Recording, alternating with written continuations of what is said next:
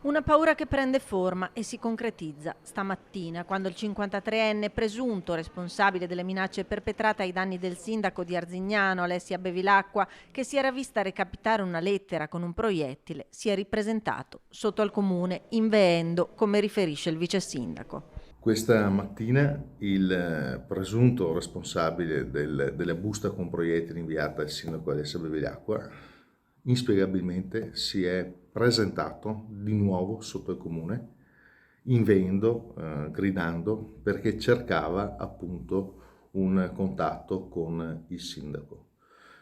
Per fortuna penso le porte fossero chiuse, inoltre ha cercato le automobili del sindaco. La cosa più grave è che Alessia ha dovuto abbandonare la sede municipale e diciamo che è andata in un'altra posizione, in un altro comune, finché non ha un attimino chiarito la situazione avvisando le forze dell'ordine. Non l'hanno dissuaso i provvedimenti scattati a suo carico, prima la denuncia, poi l'avviso orale emesso dalla questura, oltre ai vari divieti, tra cui quello di possedere armi e liquidi idonei ad arrecare offese alle persone.